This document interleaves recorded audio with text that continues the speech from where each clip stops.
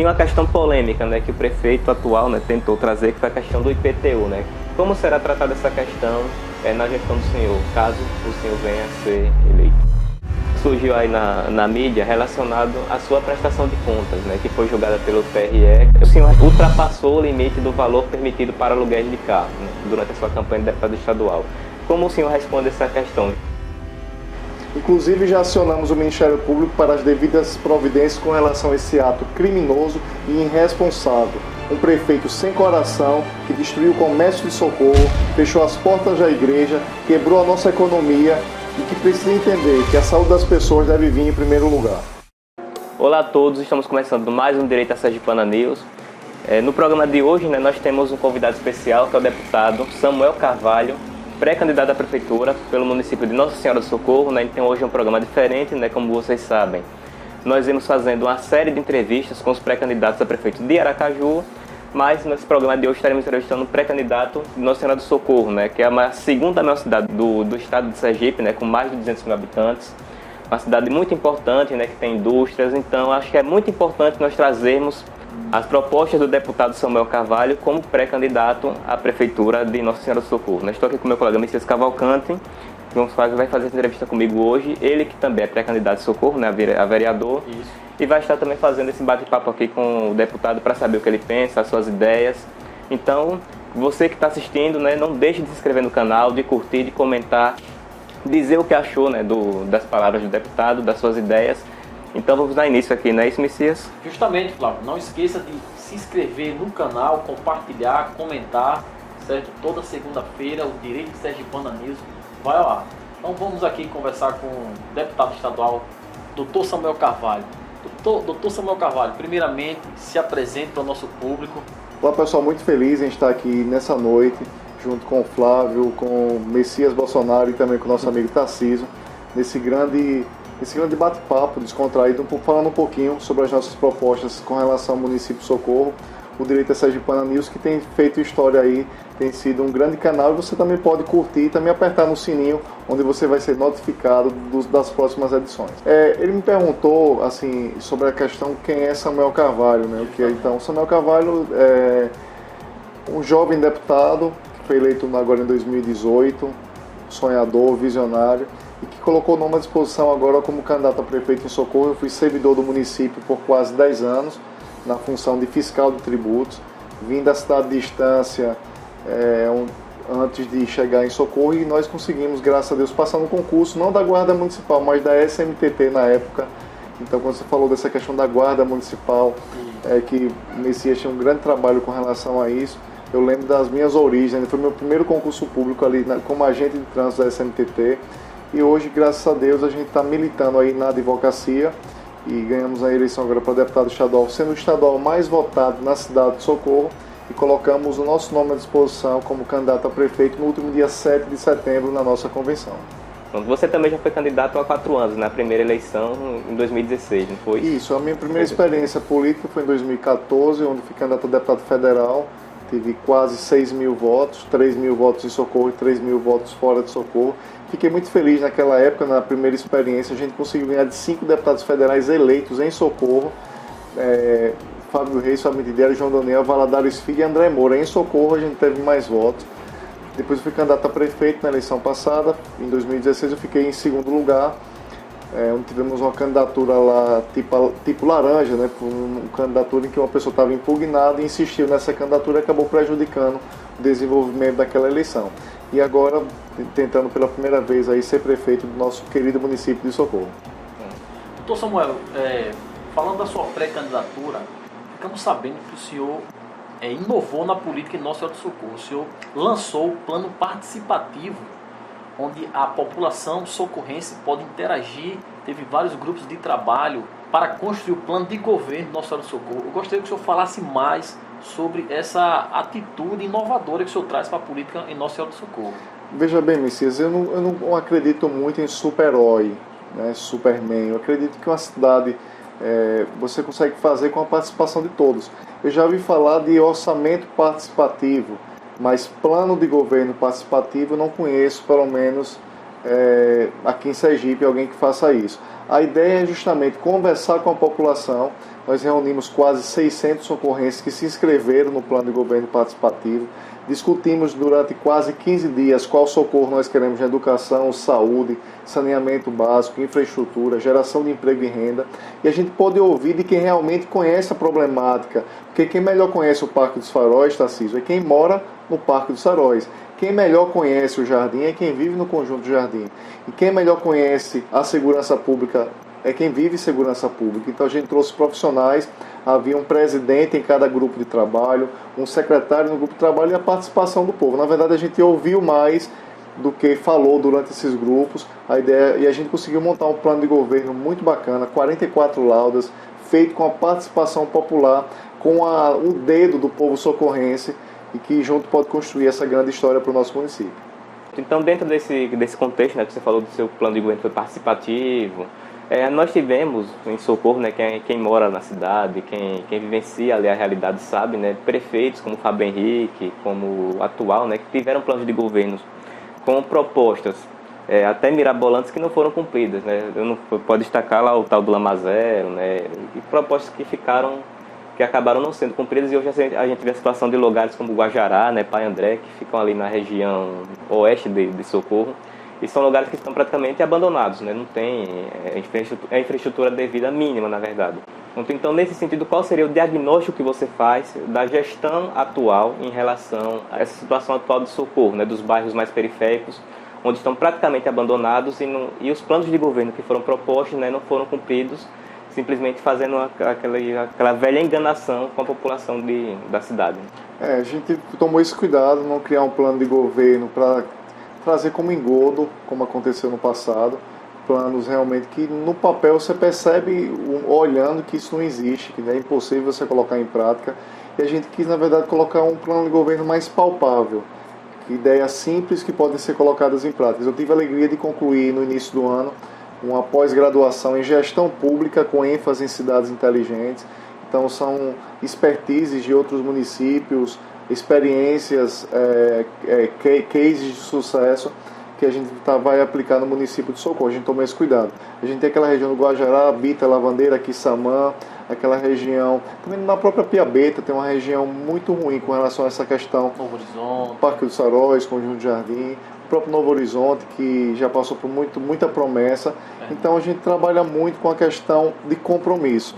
Eu não gosto muito de estar prometendo. Eu acredito que o futuro gestor ele tem que colocar mãos à obra, trabalhar e ir para cima. Essa região é uma região que precisa de muitos recursos. E a ideia é ganhar a eleição e fazer um choque de gestão. Se você consegue enxugar a máquina pública, você acaba revertendo isso em benefício para a população. Então, logo no início do nosso mandato, a gente vai fazer uma reavaliação administrativa. Tenho autonomia para fazer isso, porque o nosso mandato, como deputado estadual, a gente mostrou a nossa independência na Assembleia Legislativa. E se Deus permitir ganhar a eleição, nosso secretariado pode ser um secretariado como Bolsonaro fez, em criar colocar ministros técnicos nas áreas para desenvolver um excelente trabalho. Então, o gestor passado entregou a Secretaria da Saúde ao ex-governador Jacques Barreto, entregou a Secretaria da Saúde a um grupo político de Canindé. A gente não tem rabo preso com ninguém, então a gente tem autonomia para colocarmos os melhores técnicos e profissionais para desenvolver todas as áreas do nosso município. Excelente. Então houve um loteamento, na verdade, né? O gestor assumiu a prefeitura e distribuiu os cargos ali para o seu grupamento político. Não observou a questão técnica para conduzir as secretarias. A gente percebe isso que é a prática corriqueira da política. A gente está quebrando um protocolo. A gente faz política com os pés no chão. Claro que a gente tem partidos aliados que nos ajudam, mas não foi uma construção baseada em cargos nem em divisão de secretarias. Foi uma construção feita baseada no respeito, diálogo e, acima de tudo, pensando no bem-estar da população socorrense. Então, qual a avaliação que você faz dessa atual gestão do município de Nossa Senhora do Socorro, né? Nós temos muitas reclamações em relação à questão da infraestrutura principalmente, mas também em relação a várias áreas da cidade. E também já aproveito para perguntar, né? Se o senhor fosse o prefeito no lugar do atual, como é que o senhor faria na questão da pandemia? O senhor teria agido diferente? E se teria agido diferente, em quais aspectos? A avaliação que eu faço da gestão do atual prefeito é muito ruim, muito ruim. Claro que a gente ter que entender que toda administração ela tem seus erros e seus acertos, mas, por exemplo, a gestão atual, ela passou 3 anos fazendo o povo sofrer. Fez algumas obras por ser período eleitoral, no ano eleitoral. A nossa preocupação, agora o Novo Horizonte começaram a colocar o asfalto, a reclamação de várias pessoas lá é que o serviço está em péssima qualidade, pode ser quebrado a qualquer momento, tendo em vista que não tomaram alguns cuidados. Tem que tomar muito cuidado com isso. Essas obras em ano eleitoral, na minha opinião, o Ministério Público deve investigar mais, para se tornar uma coisa só eleitoreira e com péssima qualidade. Com relação à pandemia, eu testaria mais a população, criaria barreiras sanitárias com mais eficiência. Fizeram uma ou outra, mas eu acho que era o ideal, era a gente testar a nossa população. A gente gastou milhões e milhões com relação a um hospital de campanha que não funcionou, onerou o município, que poderia ser revertido para pelo menos colocar 3 ou 4 postos de saúde, UBSs ali de socorro, equipar direitinho, criar regionais com relação ao combate do Covid, para evitar que os nossos socorrentes fossem para Aracaju para fazer os exames. Tem até um posto de saúde no Santos Dumont, que o socorrente saiu no João Alves, ia para o posto de saúde, lá recebia o medicamento, fazia o teste e em Socorro não tinha teste. Então a gente cansou de ver isso acontecendo no nosso município. Então acho que a estratégia melhor é você testar a população. Os milhões e milhões que gastou, você poderia comprar testes. Outra denúncia que a gente recebeu foi um agente de saúde dizendo assim, eu tenho que visitar a população, porque estão me cobrando a minha presença nas comunidades. É importante o agente de saúde na comunidade? Mas o questionamento da agente de saúde é o seguinte, eu preciso de teste antes, preciso saber se eu estou com Covid ou não, para evitar eu ir numa residência e levar a Covid para as pessoas. Então teria que testar os agentes de saúde antes de colocar em campo. Então, o grande gargalo aí é a questão dos medicamentos, que para pessoas de extrema pobreza é difícil comprar, bem como ter testado melhor a população de Socorro. Dentro desse contexto, doutor Samuel Carvalho, já que o senhor fez um panorama em relação à atual gestão, vou tocar em um assunto agora relacionado ao ex-prefeito Nossa Senhora do Socorro, Fábio Henrique, que está voltando agora querendo ser pré-candidato. Qual a avaliação que o senhor tem a falar sobre o pré-candidato a prefeito Nossa Senhora do Socorro, que é deputado federal e vem agora disputar mais uma vez a Prefeitura de Nossa Senhora do Socorro? Fazendo um adendo, aproveitando aqui a pergunta sobre Fábio Henrique, é importante lembrar que ele votou contra a reforma da Previdência, né, que foi votada no passado no Congresso, e dos 8 deputados sergipanos, tiveram 3 que votaram contra, né, entre os 3 estava Fábio Henrique. O que o senhor avalia, como o senhor avalia essa atitude dele de votar de forma irresponsável contra a reforma que era necessária para o país? E também se o senhor concorda com a reforma que foi aprovada, se o senhor acha importante essa reforma, principalmente para a gestão da prefeitura, já que a prefeitura também paga aposentadorias. Né? Certo. Veja bem, a gestão de Fábio Henrique foi uma gestão muito ruim, baseada em promessas não cumpridas, quebrou muitos fornecedores. Eu era fiscal de tributos na época, via que os fornecedores sofriam muito com o pagamento e você não tem capital de giro. Se a prefeitura não paga, é um péssimo pagador. Dizem as informações aí que deixou uma dívidazinha de quase 211 milhões de reais, que eles precisam se explicar, né? O padre disse que deixou a dívida, outros que não deixou, então é um caso sério, precisa explicar essa situação, inclusive é uma dívida enorme com relação à questão do próprio INSS. É uma gestão que era muito maquiada. As pessoas em Sergipe todo achavam que ele era um excelente prefeito, mas quem vivia na cidade sabia perfeitamente que foi um prefeito que deixou muito, mas muito a desejar. E foi eleito com aquela situação de mudança, como aconteceu na época.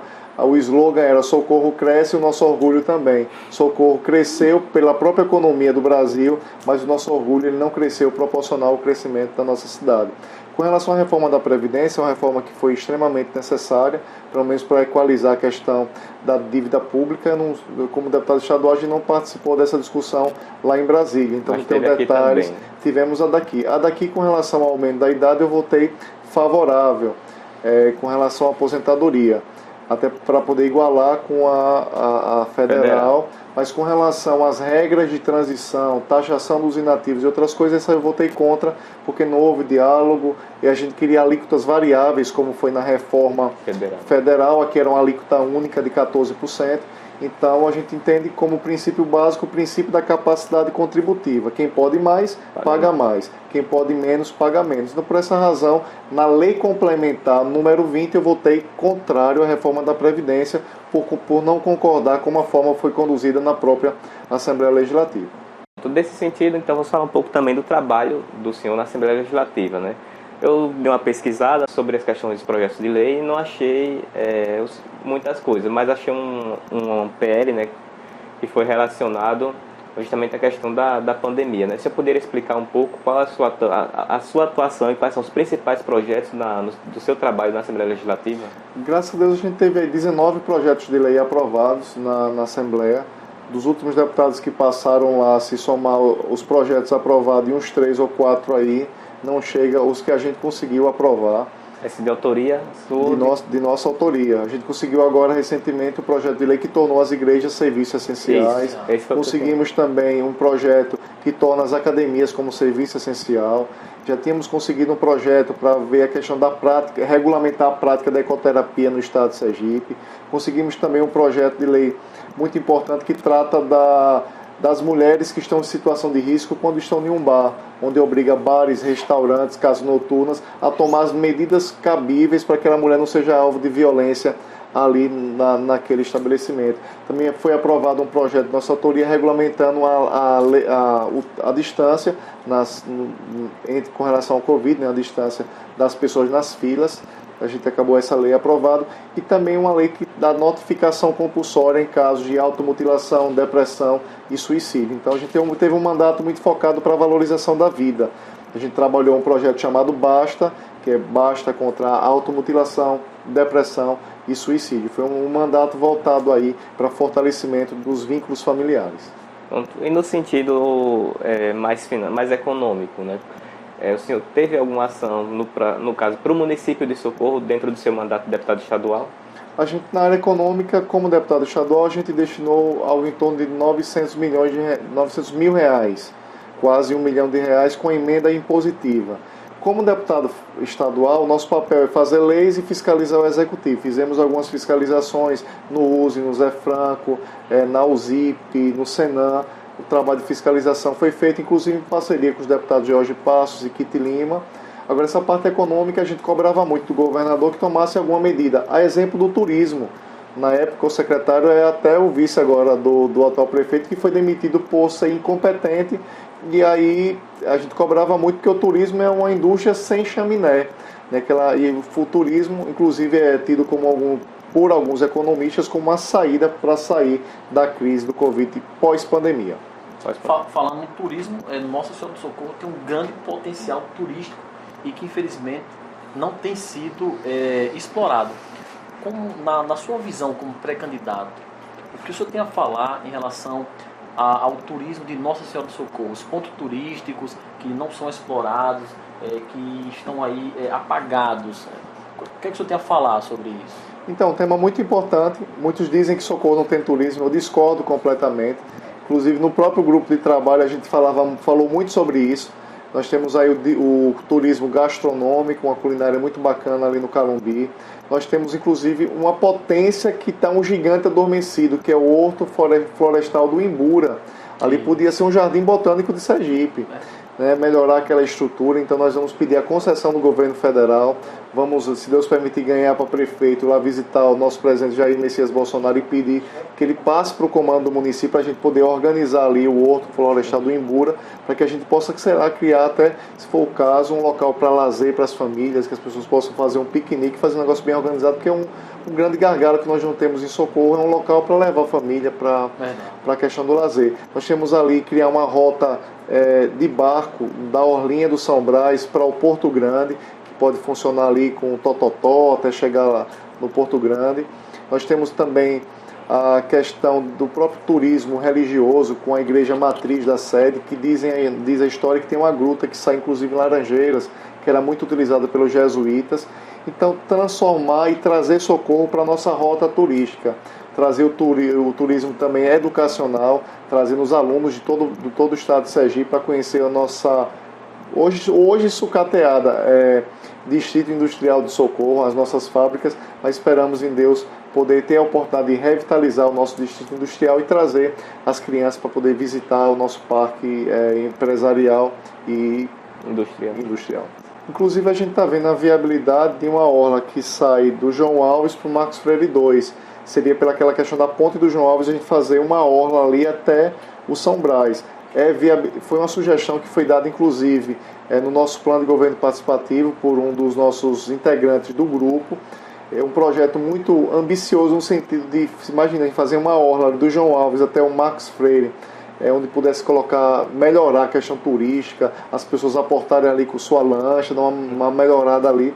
É um desafio, foi uma ideia, uma sugestão, não estamos prometendo, mas estaremos verificando a viabilidade desse projeto. Bom, aproveitando essa questão do turismo, que também influencia na parte econômica, acho que é importante também tratar da economia em Socorro, né?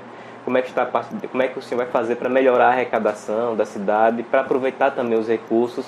E uma questão polêmica, né, que o prefeito atual, né, tentou trazer, que foi a questão do IPTU, né? Como será tratada essa questão na gestão do senhor, caso o senhor venha a ser eleito? Questão econômica, nós temos hoje setor primário, secundário e terciário. Setor primário, a parte da agricultura. Nós temos uma região que precisa de incentivo. Vou dar um exemplo daquela região da Bita, do Quissamã, que são regiões agrícolas. Nós temos hoje a questão da cassinocultura, que é a questão da criação do camarão. A gente trazer indústrias e beneficiamento. A gente pega as nossas potencialidades e traz as indústrias para poder revitalizar isso de forma econômica. O comércio do João Alves ele acabou sendo desaquecido com a abertura do Shopping Prêmio. A gente tem um grande desafio, João Alves, Marcos Freire, em aquecer a economia dessa região, integrando a cidade. A gente precisa integrar aquela região do Farol do Jardim, criar uma rota de transporte para que as pessoas possam, do Parque dos Faróis, ir direto para Socorro, não pegar 3 ônibus para poder chegar no Shopping Prêmio. Tem pessoas que não conhecem daquela região o Shopping Prêmio, porque eles vão direto para o Jardim, para o Rio Mar. Nós precisamos acabar de dizer que temos 2 socorros, Socorro Velho e Socorro Novo. Não, nós temos apenas uma cidade só que precisa de uma integração. Isso acaba melhorando a questão da nossa economia. Claro, criando um plano constante de trazer indústrias para o nosso município, através da nossa Secretaria de Planejamento, outra situação, e de Indústria e Comércio. E com relação ao IPTU, a gente tem que fazer justiça social.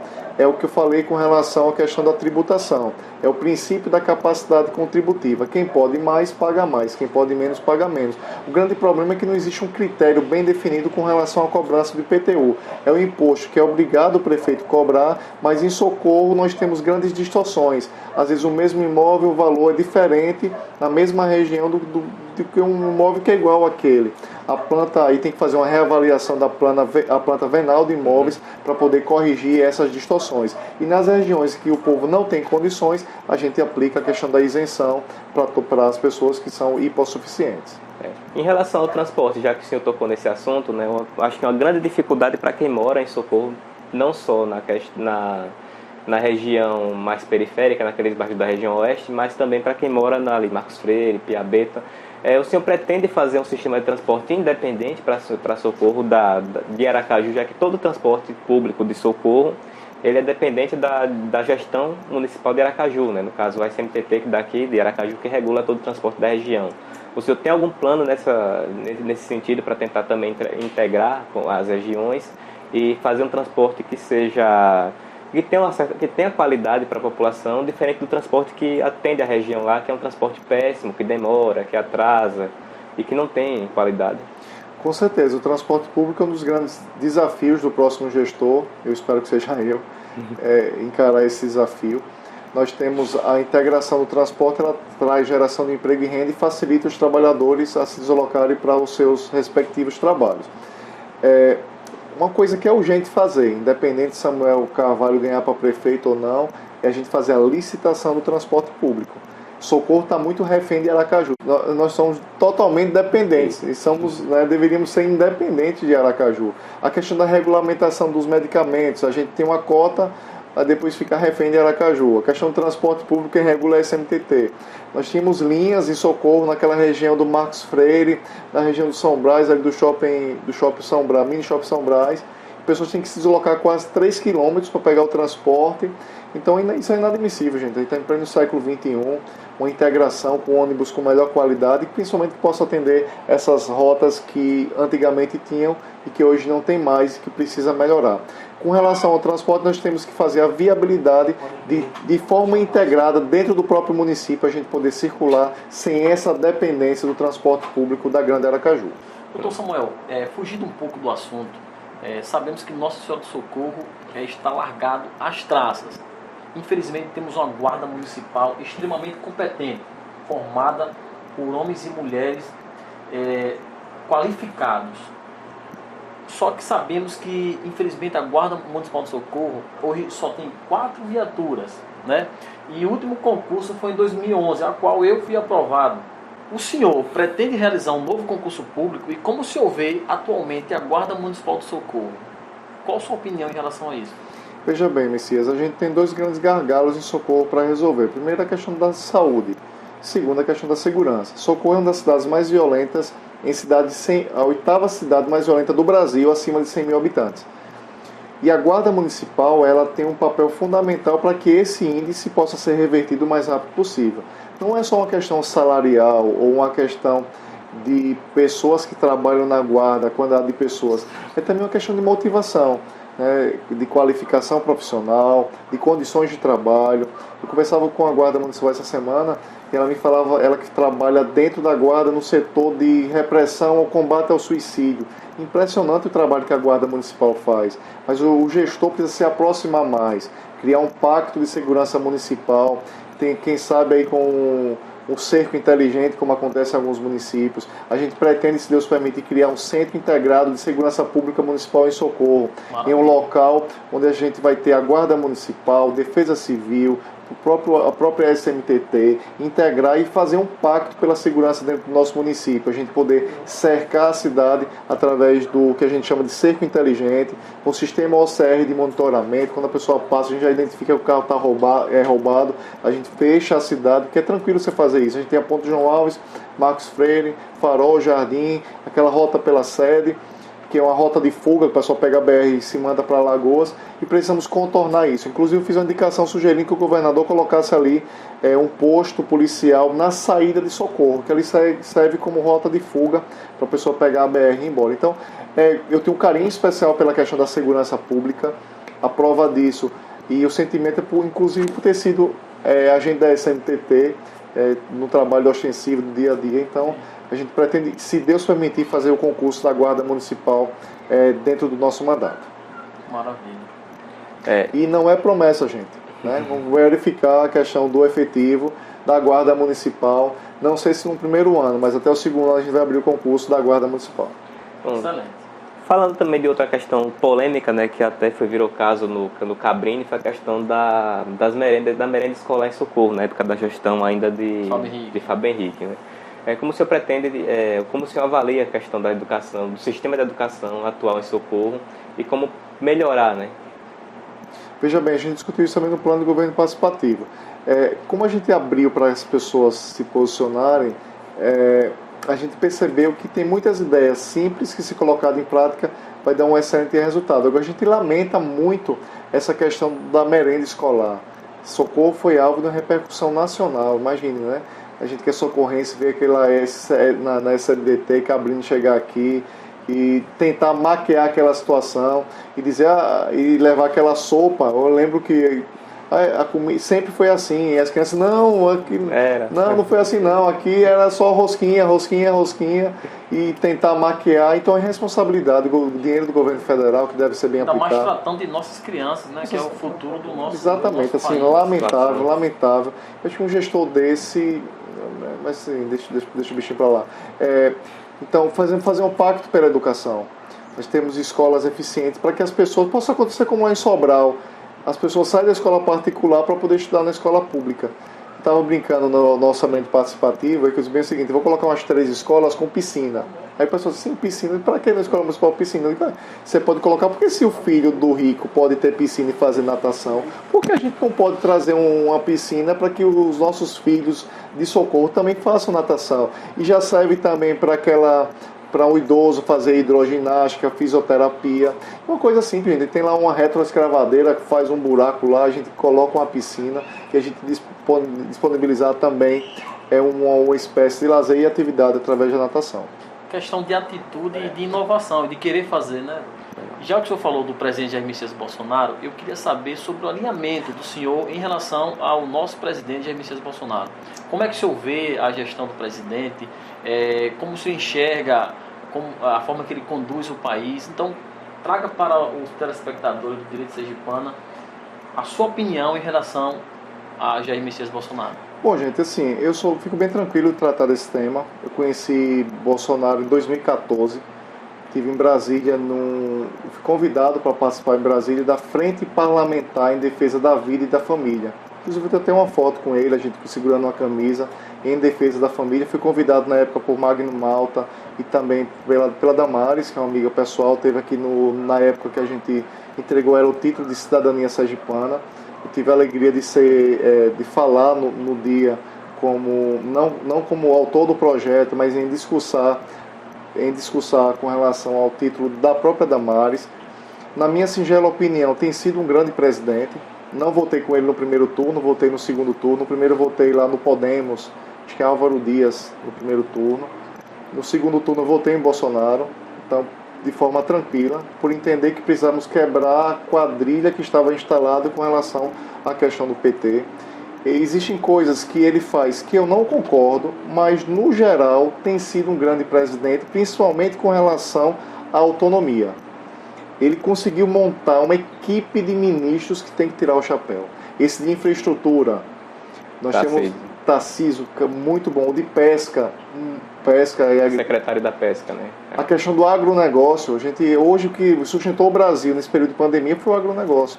Então, assim, ele acertou muito com relação a esses técnicos que não foram indicados por partidos políticos, e ninguém vê nenhum caso de corrupção no governo do presidente Jair Messias Bolsonaro. Então, assim, eu vejo com bons olhos. Tive, inclusive, quando eu estava aqui presente no evento lá na Celso, desejo que ele continue o mandato. Teve esse imprevisto do Covid, a economia, a taxa Selic baixou uma das menores dos últimos 50 anos, né, da nossa própria... Desde que existe a medicina. Desde que existe, então, assim, tem feito o seu dever de casa. E outra, ninguém votou enganado, porque ele está fazendo exatamente o que ele disse durante o período eleitoral. Então, eu particularmente estou gostando muito, espero que continue, que melhore, claro, aquilo que não tiver do agrado, e que ele não se envolva com coisas miúdas. Eu acho que como presidente ele tem que estar pensando no Brasil. Às vezes, assim, coisas pequenas acabam tirando o olhar, que é nessa parte que eu não concordo. Eu acho que ele deve focar no Brasil em si, deixar algumas discussões. Coragem, um cara muito corajoso. Por exemplo, para você peitar a Globo, o cara tem que ser macho. Tem que ser macho, então parabéns, né, nesse sentido.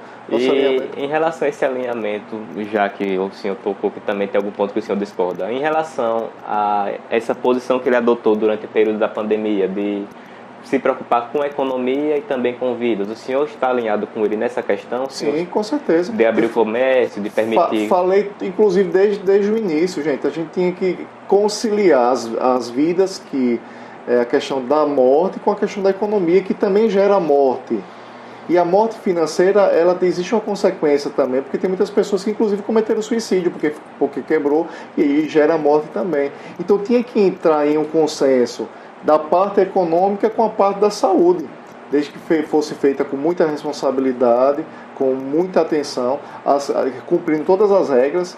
Desde o início, se houvesse aí, inclusive, uma época de um rodízio com relação à economia, talvez em alguns setores da economia a gente não estava na situação que estava hoje, com o desemprego absurdo que está no Brasil. Mas quero registrar aqui, Messias, que o governo federal deu exemplo.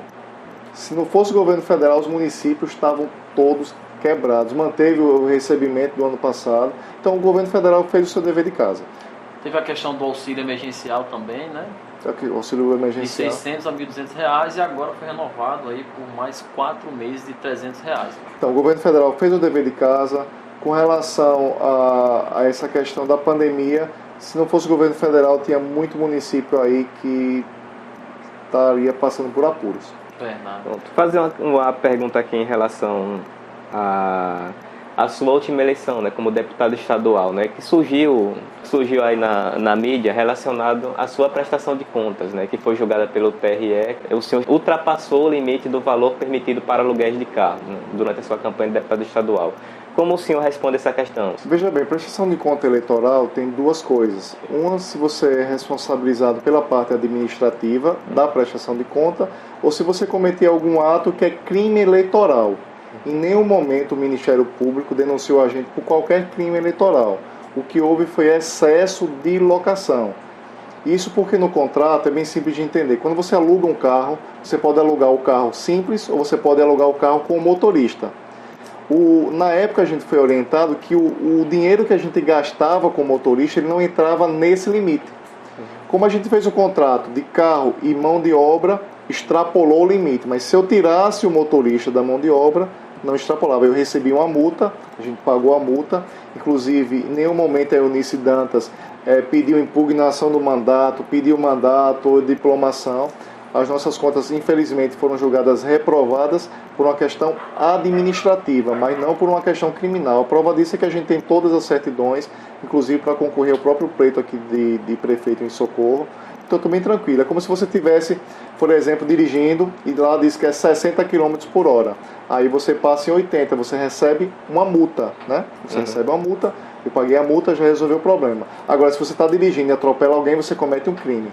E nesse caso, não quero tranquilizar, até vocês estão nos assistindo, não houve da nossa parte nenhum ato de lisura com relação ao pleito, caixa 2, caixa 3, caixa réu, o que vocês quiserem, foi apenas uma questão de prestação de conta com relação ao excesso de locação. Diferente do Padinaldo, que está sendo acusado por improbidade administrativa, e de Fábio Henrique, que teve suas contas reprovadas pelo Tribunal de Contas da União em um projeto conhecido como Projove, né? E aí tem que devolver quase 5 milhões de reais, inclusive com multa pessoal. Então, que uma verdadeira irresponsabilidade.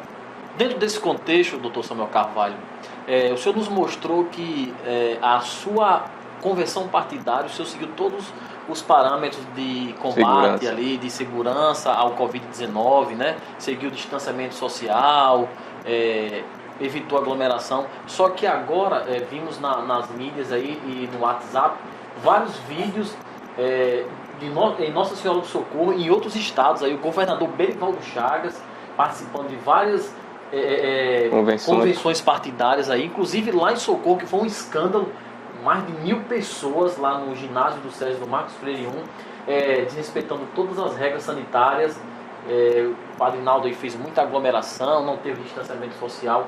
Como é que o senhor vê essa questão, já que o senhor seguiu todas as regras de combate ao Covid-19 e evitou essas aglomerações? Então, primeiro eu vejo com grande irresponsabilidade, né? A gente tinha uma recomendação com relação às convenções partidárias, a gente procurou seguir todos os ditames, distanciamento de 2 metros e 50% da capacidade do local, que aí dá algo em torno de 370 pessoas. Limitamos para os nossos pré-candidatos, nós temos algo em torno de 100 pré-candidatos, para que cada um só pudesse trazer 3 pessoas.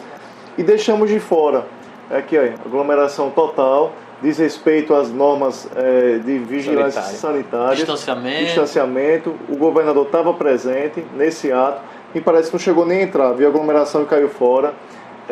Realmente um grande absurdo. E lamentei isso porque assim, eu fiquei triste, porque eu queria estar lá com os meus filhos, que sempre participaram dos meus atos políticos, queria estar lá com meu sogro, uma gerada de idade, e para preservar a saúde dele, deixamos em casa. Isso na sua convenção? Na nossa convenção partidária. Então, a gente deixou os nossos amigos que queriam estar presentes, mas eu só pude convidar 3. A gente tem 100 pré-candidatos, se cada um leva 10, a gente tem colocado 1.000 pessoas tranquilo nesse evento. Tínhamos muita gente para poder fazer uma grande convenção com mais pessoas, mas optamos respeitar as leis, respeitar as pessoas, respeitar a vida e principalmente combate à questão do Covid-19. Esse padre, ele recebe por cada missa do 7º dia? Parece que ele quer que o povo corra, né? Aí eles estão pegando, e até serve como exemplo, eu testei positivo no Covid e depois de 14, 15 dias eu recebi uma visita de 10 pessoas lá em casa que queriam orar por mim. E aí foi um maior estardalhaço, porque o resultado saiu no dia justamente que tinha acabado minha quarentena, porque o PCR é um exame que você faz, só que o resultado você só recebe uma semana depois. Eu já tinha 7 dias que estava em isolamento, fiz o exame, depois passei mais 7 dias, já tinha cumprido meu isolamento social, recebi uma oração, quase fui atropelado na cidade dizendo que eu estava descumprindo as normas sanitárias. O cara faz uma pataquada dessa, uma aglomeração dessa, desrespeito, e aí quer pousar de bom moço, isso é inadmissível, falta de respeito. Inclusive desrespeitando o próprio decreto do governador, que estava lá. Aí você vem, as igrejas, o que eu mais me surpreendi foi que ele fez um decreto para poder liberar, porque assim, a igreja Bolsonaro disse que era um serviço essencial, e Na época, até na Assembleia Legislativa, eu parabenizei o presidente. Eu disse, presidente, tá de parabéns. A igreja é um serviço essencial. Se o hospital é um pronto de socorro, a igreja é um socorro pronto. Verdade. As igrejas, você pode até limitar a quantidade. A igreja vai funcionar com 10% de pessoas, 20%. Agora, você não pode, pela Constituição Federal, fechar a porta das igrejas, certo? O Estado não pode fazer isso. Eu não sou favorável à questão da aglomeração nas igrejas. Eu deixava isso bem claro. As igrejas tinham que se adequar àquela nova realidade e colocar uma quantidade de pessoas que realmente pudesse preservar a vida das pessoas. Ele fez um decreto abrindo as igrejas, no outro dia ele fez um decreto fechando a porta das igrejas, sendo padre. Inclusive, né, Belivaldo Chagas, ele tem um decreto ainda valendo aqui para o Estado que não pode aglomerações. E, inclusive, ele quer multar os bares, quer voltar, ameaçou fechar novamente os bares da cidade, do Estado todo, se houvesse aglomerações nos bares. Mas essa aglomeração aqui é permitida, né? Então, existe a contradição. Qual era a obrigação de Belivaldo aqui, né? Acho que era mandar chamar a polícia e multar a organização do evento, né? No mínimo. Inclusive, já acionamos o Ministério Público para as devidas providências com relação a esse ato criminoso e irresponsável. Um prefeito sem coração que destruiu o comércio de socorro, fechou as portas da igreja, quebrou a nossa economia e que precisa entender que a saúde das pessoas deve vir em primeiro lugar. Como é que o senhor enxerga essa troca de poder que hoje está instalada na Prefeitura de Nossa Senhora do Socorro? Eu vejo essa situação com preocupação, Messias. Muita preocupação. O mesmo grupo político que administra Socorro há mais de 30 anos. Há mais de 30 anos. Se você for pegar a história de Socorro, você vai perceber que são as mesmas pessoas, as mesmas figurinhas, só muda o alvo. Mas é a mesma situação. Por isso que nós precisamos de renovação na política. Nós temos aí, se você for pegar 2014, o Padre Naldo ele ganhou para prefeito, para deputado. Com apoio de quem? De Zé Franco. 2016 os dois disputaram um contra o outro, né? Só que o Zé Franco estava inelegível para poder, naquela época, não poder disputar, porque havia uma polarização. Porque não tem segundo turno. Não tem segundo turno, então ele insistiu numa candidatura estando inelegível, um contra o outro, e um tinha apoiado em 2014, Zé Franco apoiou o padre em 2014 para deputado estadual. Na eleição seguinte os dois foram adversários, para ambos se perpetuarem no poder. Aí, em 2018, o governador Belivaldo Chagas chama todo mundo e eles estão no mesmo palanque eleitoral. O mesmo palanque eleitoral, Padre Naldo. E aqui tem um detalhe aqui em Aracaju, um detalhe básico. O PDT, que é de Edivaldo Nogueira, que em Socorro diz que apoia o padre, que é do partido de Fábio Henrique. E secretários de Fábio Henrique e até a presidente da Câmara de Vereadores de Socorro apoiaram o padre na eleição passada e agora já estão com o Fábio Henrique. É o mesmo grupo político que administra Socorro há mais de 30 anos. Para voltar um pouquinho mais no tempo, a vice-prefeita de Zé Franco era Elma Paixão, que é esposa do Tonho da Caixa, não é isso? Que já foi prefeito. Que já foi prefeito de Socorro. Veja, Tonho da Caixa foi o prefeito de Socorro, depois veio Zé Franco, com a sua mulher Elma Paixão, vice-prefeita. Aí depois veio o Padre Naldo, Fábio Henrique, com apoio de Zé Franco. Agora, o Padre Naldo, com apoio de Zé Franco, que ele saiu, agora colocou o filho, ou seja, Não, e o detalhe, Zé Franco diz assim, eu sou candidato a prefeito. Saiu umas 3 reportagens sobre isso. Se ele fosse candidato, ele era vice. Sabe que está inelegível, sabe que não tem a certidão, aí diz que eu sou candidato para poder indicar o filho, que saiu da Secretaria de Estado do Turismo como incompetente, foi exonerado pelo governador, que segundo as más línguas, ou boas línguas, eu não sei, diz que foi ele que fez essa mediação para o padre colocar o vice Manelito do Padre Naldo. Aí você imagina, se o cara não serve para ser secretário de turismo, mas serve para ser vice do padre, fica imaginando que tragédia não é. Um incompetente e um que foi exonerado por incompetência na Secretaria de Turismo. E sobre essa foto aí, o que você tem a dizer? Essa união? Aí essa foto, na verdade, é um engodo para enganar a população de Socorro. Nós temos aqui Edivaldo Nogueira, que é PDT, que é do partido de Fábio Henrique. Edivaldo Nogueira apoia o padre, inclusive teve na convenção, no dia 1, quando o padre se filiou ao próprio PP. Estava todo mundo de mão dada. Você pode até colocar o vídeo, eles de mão dada lá. Inclusive estavam juntos no dia que o padre se filiou ao PP, declarando apoio. Aqui é o padre sem coração, mas que Tem um coração aí. Que unem os dois. que une os dois. Então nós temos aí nessa foto uma grande contradição e que precisamos entender. Nós temos o seguinte: o mesmo grupo político administrando a cidade e quer se perpetuar no poder. O senhor se considera o único pré-candidato em Nossa Senhora do Socorro que está sozinho no sentido de não participar desse grupo político que fingem ser inimigos, mas na verdade, no fundo, são amiguinhos e que trabalham ali pela troca do poder. O senhor se considera o único candidato que está sozinho Fora do sistema. Né? fora desse sistema predominante da política socorrense? Eu me coloquei isso de fora da caixinha desde quando fui candidato pela primeira vez. Eu fui candidato em 2016 contra essas duas máquinas. Um era apoiado pelo governador Belivaldo Chagas na época, aliás, pelo Jackson Barreto, que foi o padre, e outro era apoiado por Fábio Henrique, que era o Zé Franco. A máquina municipal. Eu disputei contra a máquina municipal, a máquina estadual, em uma eleição de terceira via que não tinha em Socorro. Nós construímos uma terceira via e tivemos quase 13 mil votos. Eu fui o primeiro deputado estadual que fui eleito com a força do povo. Se você for pegar o histórico de deputados estaduais que passaram por Socorro, todos eles tiveram um vínculo com pessoas que participavam da gestão e da administração.